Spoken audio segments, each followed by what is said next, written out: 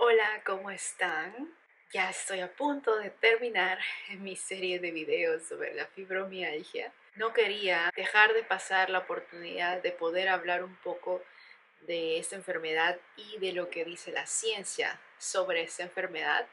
Y hace muy poco encontré un artículo publicado este año, en abril. Me pareció que tiene mucha información importante y actualizada que sería útil compartirla en un video. Creo que este artículo está dirigido a la comunidad médica, ¿no? Y yo no soy parte de la comunidad médica, yo soy un paciente. Por eso lo leo con mucha cautela. La información la tomo hasta el nivel que yo puedo entender. Hay partes que son, me imagino, más específicas para los médicos que yo no comprendo, o no sé cómo analizar esa información. Pero tiene mucha información que creo que a nivel de paciente, que uno vive y experimenta esta enfermedad, puede entender bastante de lo que nos está diciendo. Primero, hay algo que siempre hago, creo que los científicos vamos a hacer siempre así, es revisar en qué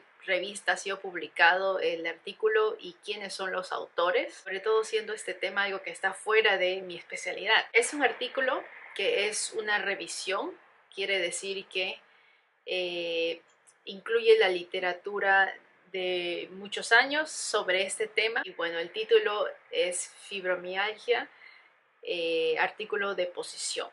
Fibromyalgia Position Paper, revista de reumatología clínica y experimental. Yo me puse a buscar cuáles son las revistas específicas para reumatología para ver si había como un ranking y ver qué tan buena o mala era esta revista.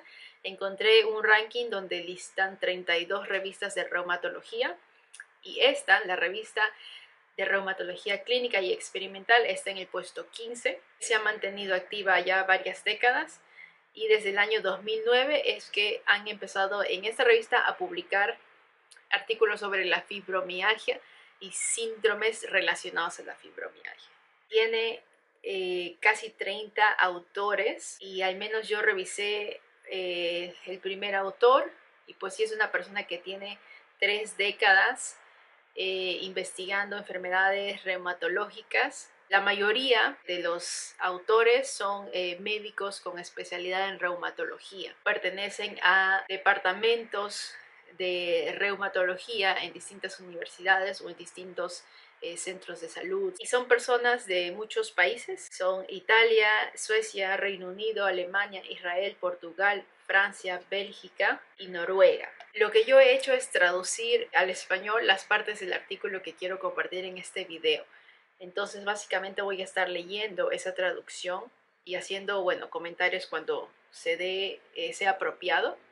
Pero lo quise hacer así como lectura porque hay tanta información y muchas veces información específica que no era bueno que de lo que yo recuerdo simplemente me ponga a hablar, sino que dije, bueno, tengo que leerlo.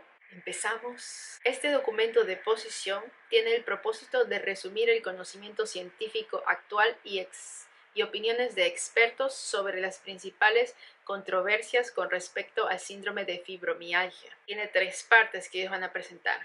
Primero, la definición de fibromialgia y por qué todavía no se reconoce en muchos países como una entidad clínica diferenciada. Parte número 2, la gravedad de la fibromialgia y cómo evaluar el resultado de los tratamientos.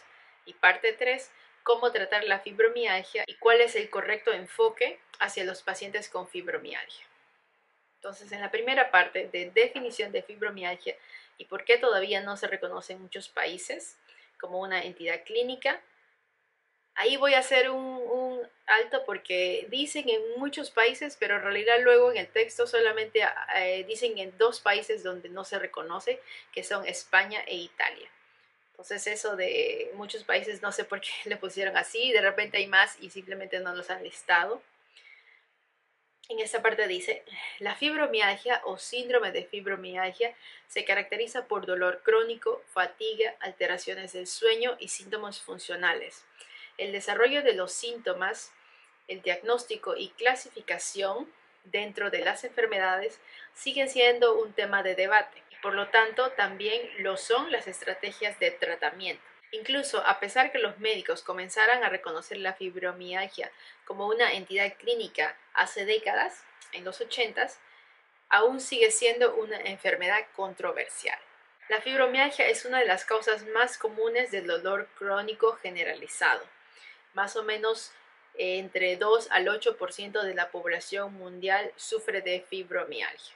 En la última década se ha mostrado un interés creciente por la fibromialgia en la comunidad científica, no solo como un modelo de cronificación del dolor, pero también de la ejemplificación de la compleja interacción entre factores biopsicosociales, que incluye biológico, psicológico y social, en el origen y desarrollo de la enfermedad. Cuando leí eso me dio gusto, porque parece que podría estudiarse, hacerse más estudios científicos sobre esta enfermedad, que como vamos a ver en lo que continúo leyendo, ha sido muy desatendida por la complejidad, ¿no? El hecho de que interactúen tantos factores hace que sea una enfermedad compleja.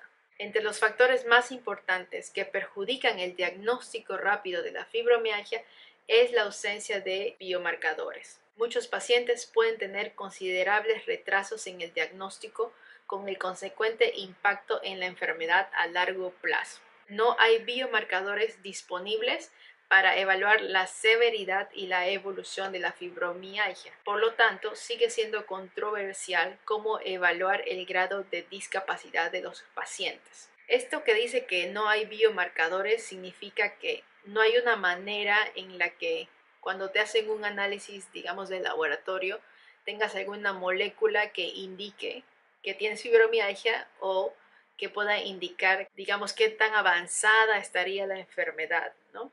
Que es que se te puede poner en algún nivel de gravedad. Y eso es algo que hace controversial el diagnóstico de esta enfermedad, ¿no?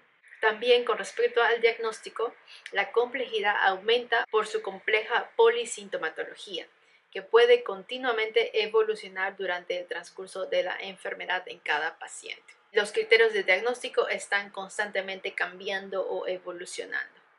Luego el artículo nos pone como una historia de cómo ha cambiado los criterios de diagnóstico desde los 70s, pero eso no lo estoy poniendo porque era bastante información.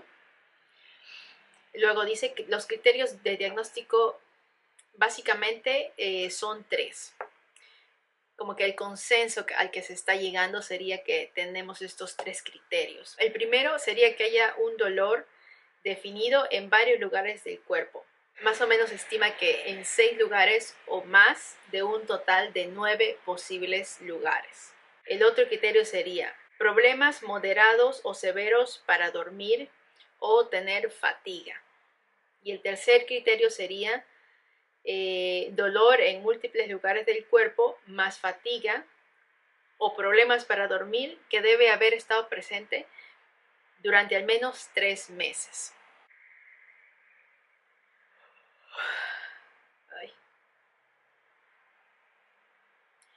También menciona otros factores que pueden reforzar el diagnóstico. Sería ver en características comunes de la enfermedad de la fibromialgia, ¿no? Me imagino que cuando un doctor ha tenido cierto trato con pacientes ya más o menos ve cosas comunes. Evaluar comorbilidades psiquiátricas y consecuencias funcionales y factores de riesgo que pueden tenerse en cuenta por los médicos, y tener todo esto para ser investigado a fondo durante la toma de la historia clínica del paciente. Por ejemplo, a menudo la fibromialgia se desarrolla en personas que tienen una historia de condiciones de dolor crónico. Entre estos dolores puede ser dolor de cabeza, dismenorrea, disfunción temporomandibular, fatiga crónica, cistitis intersticial, síndrome de ureter irritable, síndrome del intestino irritable y otros síntomas regionales de dolor.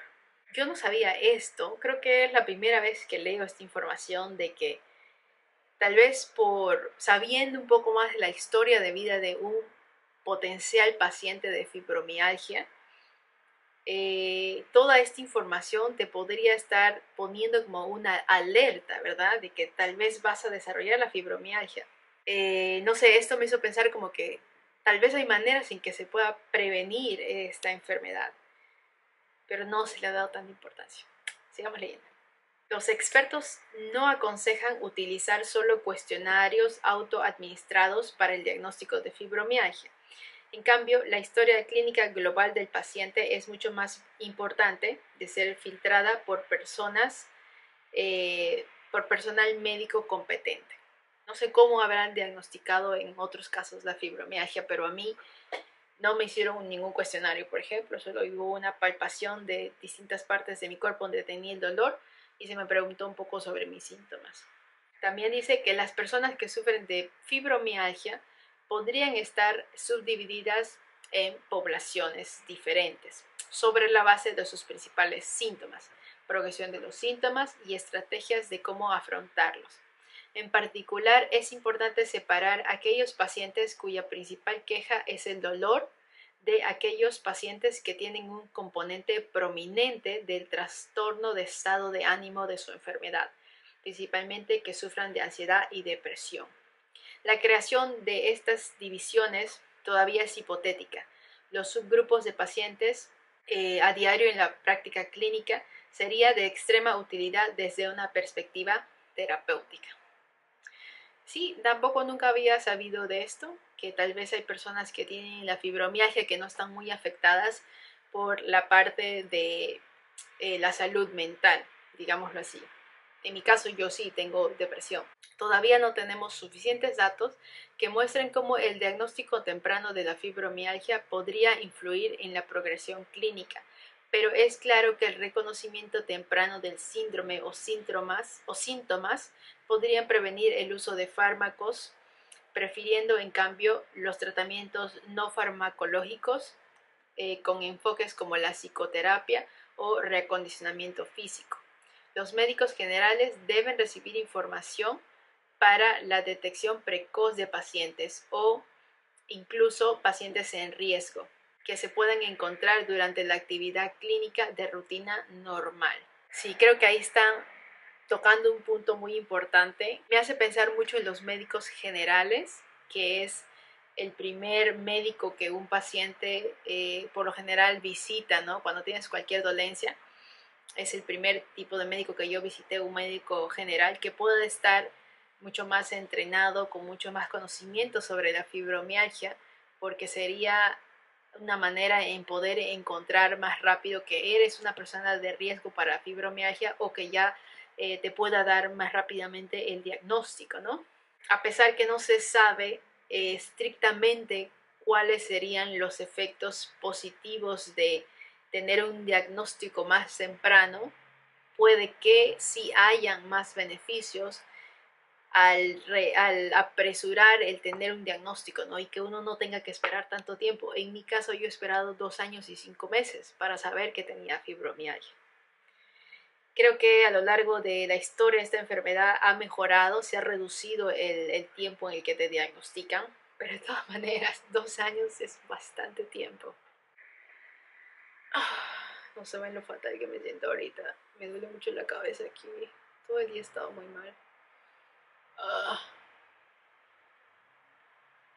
Me siento una actriz cuando grabo este video. Ya, a seguir.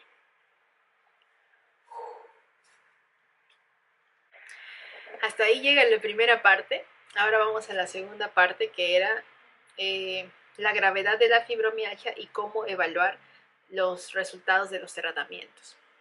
Dice, la fibromialgia tiene un impacto significativo en la sociedad, considerándola tanto desde un punto de vista individual, debido a la calidad generalmente deficiente de la vida de los pacientes, y desde un punto de vista social, debido al relativo costo directo e indirecto. Se refiere al costo en el sistema de salud. La fibromialgia también puede superponerse y agravar otras enfermedades reumatológicas que influyen en su curso y respuesta a la terapia. Por tanto, existe la necesidad de evaluación de consenso de la gravedad de la enfermedad y de los resultados de un tratamiento. Simplemente confiar en un solo síntoma como la intensidad del dolor como medida del resultado clínico no es apropiado en un síndrome complejo, como lo es la fibromialgia. han habido estudios, ¿no?, que intentan incluir la perspectiva de los pacientes sobre sus síntomas para ver estos resultados, ¿no?, de tratamientos. Dice, el uso de resultados informados por el paciente podría permitir identificar el síntoma más importante para cada individuo y guiarlo mejor con una terapia, permitiendo también la creación de subcategorías de pacientes que podrían beneficiarse de distintos e individualizados tratamientos.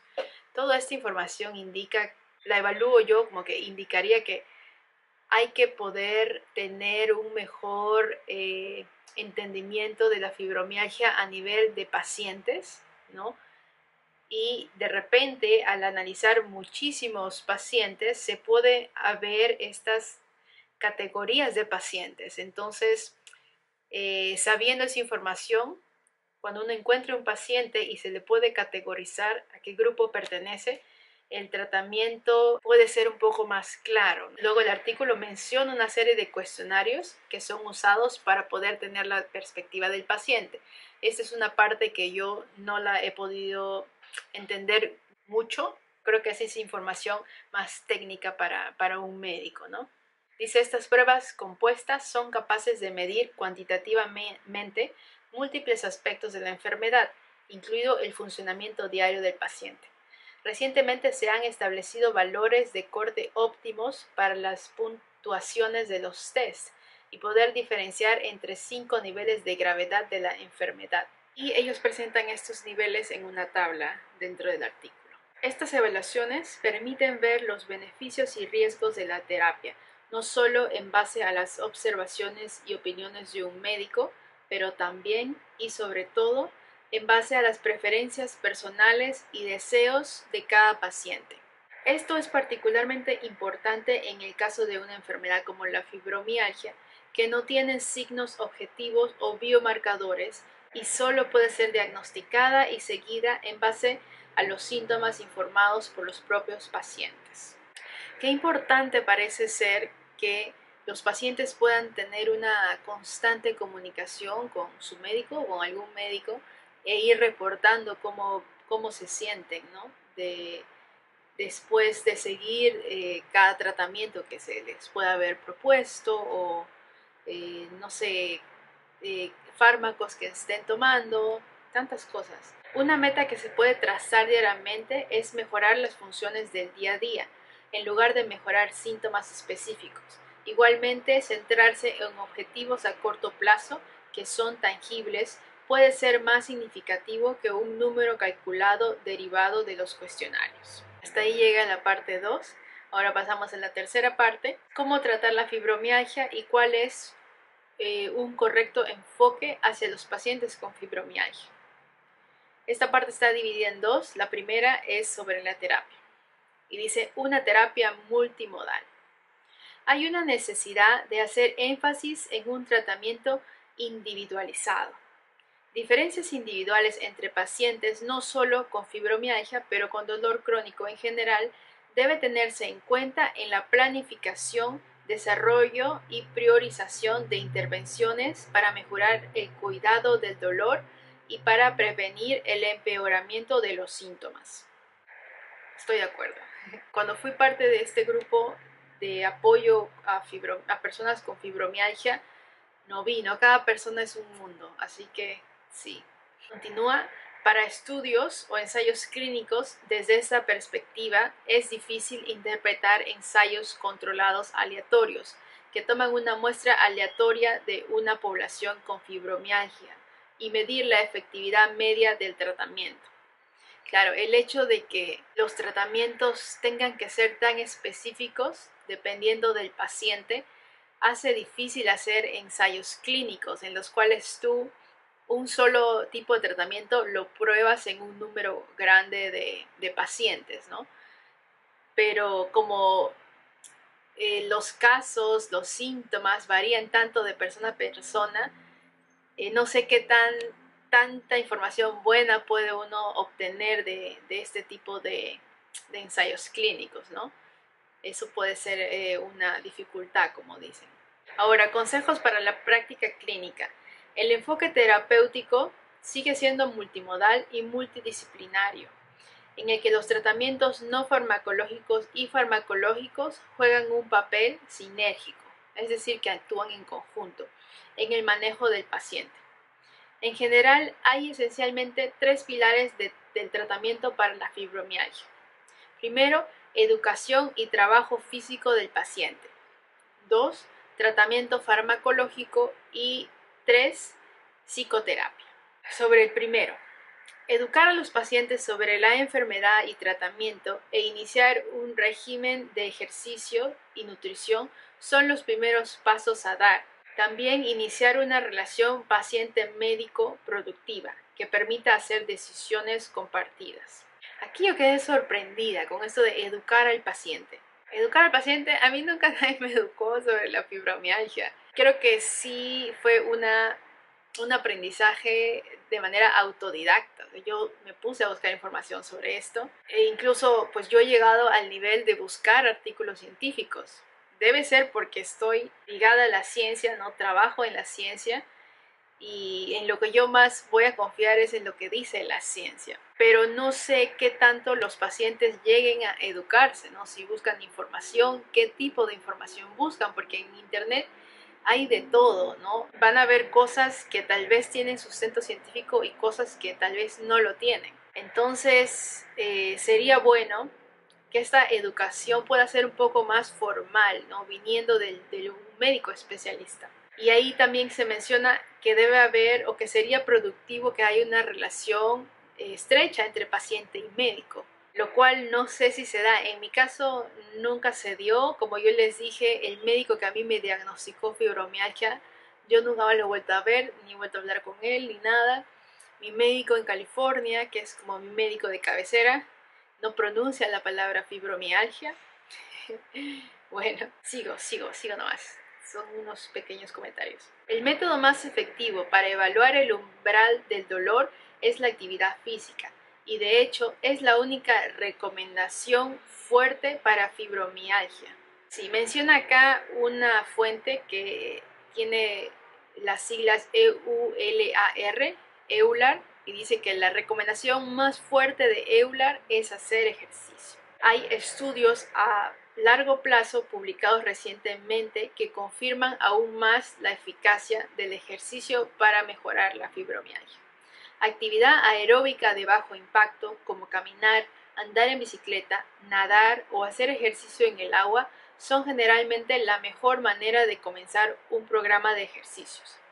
20 minutos 3 veces por semana es lo recomendable de cómo se puede iniciar ese programa.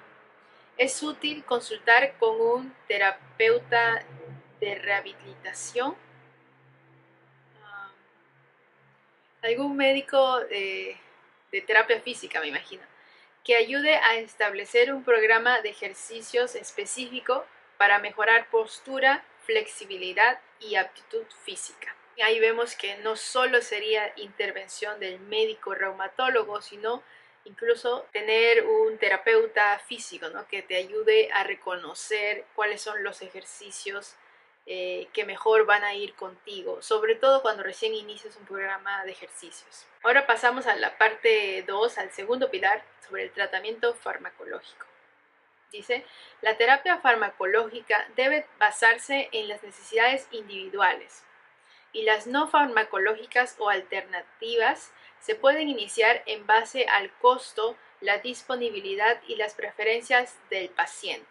Se puede animar a los pacientes a continuar con las medidas no farmacológicas, siguiendo sus necesidades individuales, siempre y cuando que no causen daño. Los medicamentos que han demostrado ser más efectivos en el tratamiento de la fibromialgia son medicamentos de acción central, en particular antidepresivos y anticonvulsivos, que actúan sobre el dolor de la fibromialgia como un mecanismo orientado. En particular, aumentan la presencia de neurotransmisores inhibidores del dolor o disminuyen la hiperexcitabilidad sistémica.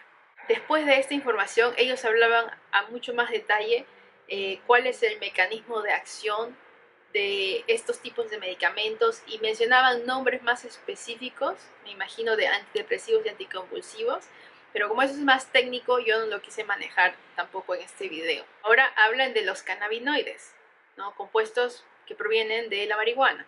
Dice, los cannabinoides también se han propuesto recientemente como una familia fitoterapéutica prometedora para la terapia de fibromialgia, aunque su uso médico no ha sido estudiado a fondo todavía. Pero tal vez hay algunas promesas en los compuestos cannabinoides. Solo mencionan un pequeño estudio con 17 personas que reportaban que sentían mejoría. Ahora, la parte de psicoterapia la mencionan como mezclada con todo lo demás. Así que los siguientes dos párrafos están como todos los tres pilares mezclados ahí. Dice, educación, terapia de comportamiento cognitivo, que creo que eso viene a ser parte de lo que sería la psicoterapia. ¿Y qué significa el comportamiento cognitivo? Es un tipo de terapia que te puede ayudar a tomar conciencia de distintas situaciones positivas y negativas en la vida de una persona y cómo responder de mejor manera a las situaciones más exigentes. Además de esto, la educación y terapia de comportamiento cognitivo, el ejercicio tienen una fuerte evidencia de eficacia en la fibromialgia, especialmente para mejorar las funciones del paciente. Es importante que los pacientes con fibromialgia comprendan su enfermedad antes de la prescripción de cualquier medicamento. Otra vez, la importancia de educar al paciente, incluso antes de medicarlo. Pero bueno, creo que ahí, al menos en experiencia, nunca, no se dio. No sé, ojalá que otras personas hayan tenido esta experiencia de haber sido educados sobre su enfermedad. Tratamientos no farmacológicos, entre ellos la balneoterapia, disciplinas de movimiento meditativo, por ejemplo el tai chi, y la acupuntura, se encuentran entre los que tienen el apoyo científico más sólido y puede ser de ayuda para los pacientes con fibromialgia. Recientemente, gran parte de la atención se ha llamado sobre intervenciones de mindfulness. Dos recientes revisiones sistemáticas destacaron la utilidad de las terapias basadas en la atención plena, eso es mindfulness, para el dolor crónico, con el apoyo de resultados de neuroimágenes, principalmente a corto plazo. Leer esto me gustó mucho porque pues lo que yo estaba haciendo es mindfulness, más lo hice 2020, este año lo he abandonado un poco, pero sinceramente ese ha sido el primer tratamiento que yo realmente pude decir, sí, me está dando resultados. Yo he encontrado mejorías usando mindfulness más que haciendo el ejercicio o tomando fármacos. Me parece súper chévere que esté habiendo bases científicas para esto y que se vayan a hacer más estudios. Para finalizar esta parte, indican que hay elementos claves que deben incluirse en las terapias. Número 1, asegurar al paciente que la fibromialgia es una enfermedad real y legitimar su sufrimiento es crucial. Además, aclarar que la fibromialgia, aunque es una condición que puede ser invalidante, no es progresiva y no completamente explicada por daño a los tejidos periféricos. Yo creo que ellos deben recalcar este punto porque, como lo mencionó, en países como Italia o España no se acepta como una entidad clínica y quién sabe, en otros lugares, a pesar de que se acepte, podrían haber médicos que no necesariamente la aceptan como una entidad clínica.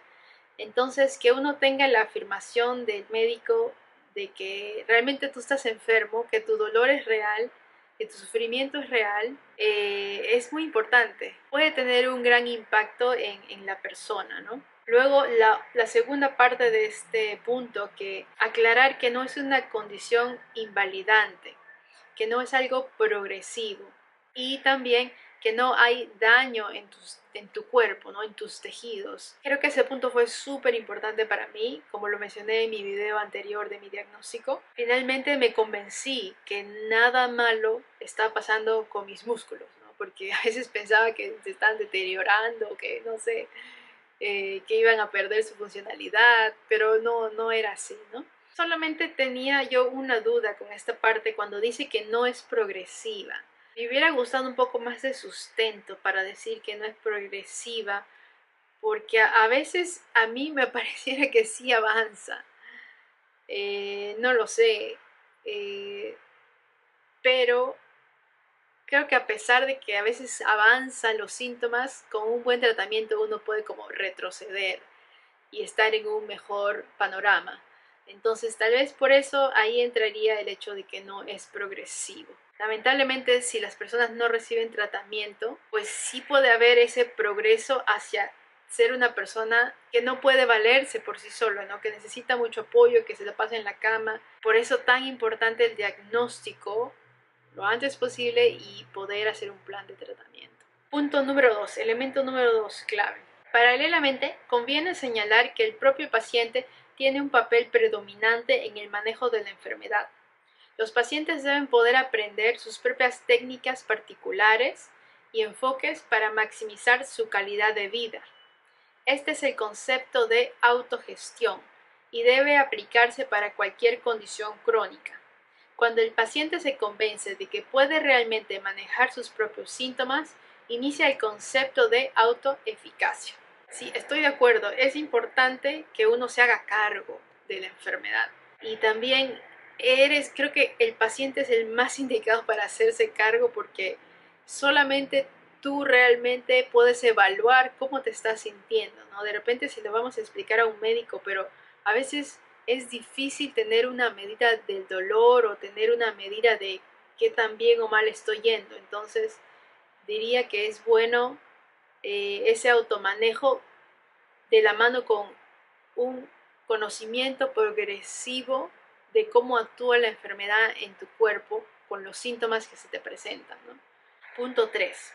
Factores psicológicos. En forma de componentes emocionales y cognitivos, juegan un papel importante en muchos pacientes, que deben ser alentados para aprender técnicas de relajación, así como participar en programas formales de reducción del estrés, hasta la debida consulta psiquiátrica. Eso es importante, no hay que corrernos del psicólogo.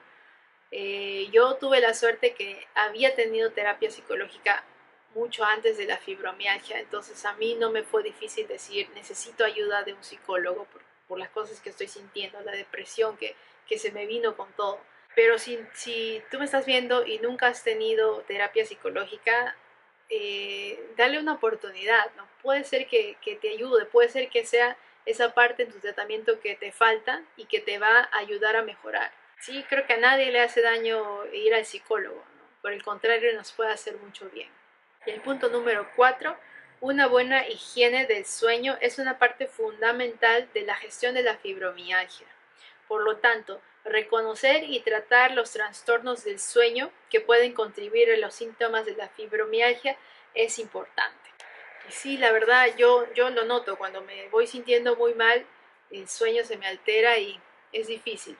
Y en algunas partes del artículo mencionan que el hecho de ejercitarse también puede ir de la mano con mejorar tu sueño, ¿no? Porque al ejercitarte tú te vas a cansar y eso puede favorecer a que puedas descansar mejor durante el sueño. Ahora vamos a lo último del artículo, que es ¿cuál es el enfoque correcto para pacientes con fibromialgia? El manejo de los pacientes con fibromialgia puede ser un desafío para los médicos.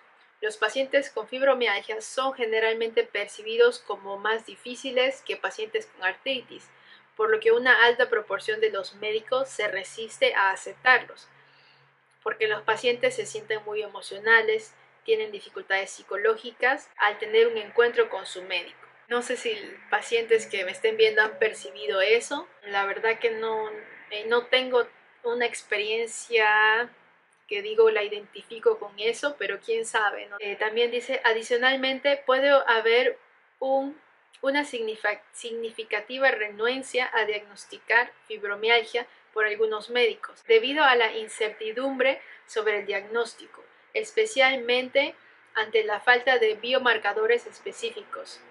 Hay vacilación en el etiquetado a un paciente con un síndrome estigmatizante. Y acá nos habla otra vez de por qué algunos médicos tal vez están reacios a diagnosticar la fibromialgia, ¿no?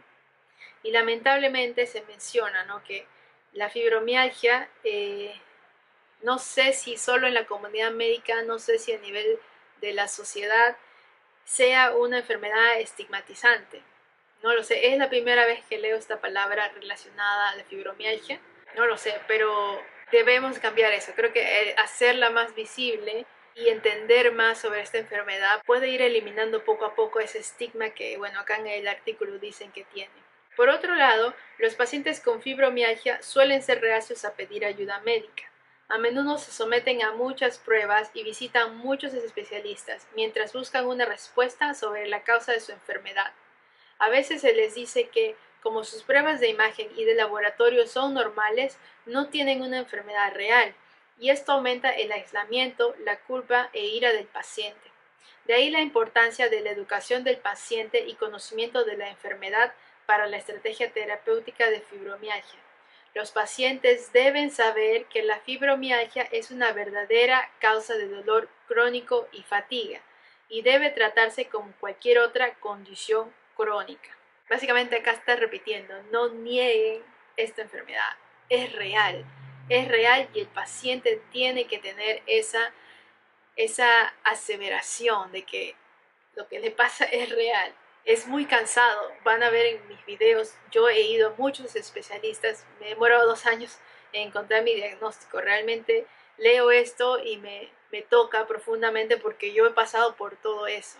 A menudo el mero hecho de saber que la fibromialgia no es una enfermedad progresiva y debilitante permite a los pacientes desarrollar una actitud positiva hacia su enfermedad. Eso me pasó a mí. De hecho, cuanto más el paciente está informado, más él o ella intenta adaptarse a la propia enfermedad y mejora el pronóstico de la fibromialgia. De acuerdo, 100%. Apoyo y grupos de autoayuda, publicaciones, sitios web son una fuente de información para muchos pacientes y a menudo sabiendo que no está solo puede ser una fuente de apoyo. Algunos pacientes pueden tener síntomas graves, no pueden realizar su trabajo normalmente y tampoco vivir relaciones interpersonales satisfactorias. Estos pacientes requieren mayor atención y un enfoque multidisciplinar que implica la rehabilitación, terapia ocupacional, el reumatólogo y el psicólogo. Muchos pacientes con fibromialgia mejoran y pueden vivir satisfacción. Ay, me cansé. Au, au, au. Ay.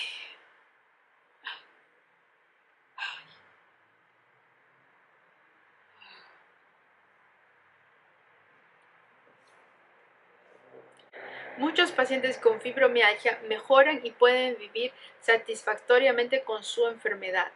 Sin embargo, una mejor comprensión de las causas de la fibromialgia y los factores que pueden agravarla, prevenirla o convertirla en algo crónico, así como una mejor farmacoterapia, todavía falta. Por lo tanto, continuar la educación de ambos, los médicos y los pacientes, puede conducir a una gestión más adecuada de los recursos disponibles y al mismo tiempo reducir los gastos sostenidos por los pacientes y el sistema de salud. Recomendaciones terapéuticas y las pautas se pueden encontrar en la literatura científica y puede ayudar a los profesionales de la salud para tratar mejor a los pacientes con fibromialgia, con un enfoque individualizado, empleando métodos farmacológicos y no farmacológicos. Me parece excelente que el artículo termine así y nos dé este mensaje de que debe haber más educación tanto de los profesionales de la salud, de los médicos y del paciente. Yo sinceramente no sé muy bien cómo hubiera sido mi historia viviendo con la fibromialgia si hubiera estado en Perú todo este tiempo. En California ha sido bastante aislado, he estado bastante sola con esta enfermedad. Lo que yo he encontrado de ayuda pues sí ha sido más que todo en internet, ¿no? Así encontré mi grupo de apoyo, así fui aprendiendo más de la enfermedad. Me parece que suena genial que un paciente pueda trabajar con un médico que conozca mucho de la enfermedad y que te pueda hacer un acompañamiento, ¿no? Sobre todo cuando uno todavía no ha logrado el manejo de los síntomas o sobre todo en esos momentos en que uno tiene algunas crisis o algunos brotes, como le dicen a veces, y se agudizan tus síntomas o empiezas a tener dolor en un nuevo lugar del cuerpo, ¿no? Sería importante, como dicen, esa relación médico-paciente, que uno siempre, cuando te encuentra en esa situación, puedas acudir a un médico, ¿no? Yo no tengo un médico, me siento abandonada ahora. Pero bueno, tal vez voy a tratar de encontrar uno, quién sabe. Gracias por haber llegado hasta aquí. Sé que es un video muy largo, pero me parece que tiene unos puntos eh, tan importantes de saber, de hacer que sea conocimiento de más personas y en este caso sobre todo la audiencia que yo quiero que haya podido ver este video sean precisamente pacientes con fibromialgia. Si quieren comentar cosas, si son pacientes, si quieren comentar cosas específicas de este artículo, de la información que estoy poniendo, pues escríbanlo ahí y yo estaré dando mi punto de vista, estaré contando un poco más detalles de mi experiencia, aunque ya lo he contado casi todo en estos videos que he hecho por el mes de mayo para visibilizar la fibromialgia. Les voy a dejar el link del artículo en la cajita de descripción del video para quien quiera leerlo más a fondo tenga acceso. Y en caso de que alguien no pueda acceder al artículo por medio del link, siempre me pueden escribir.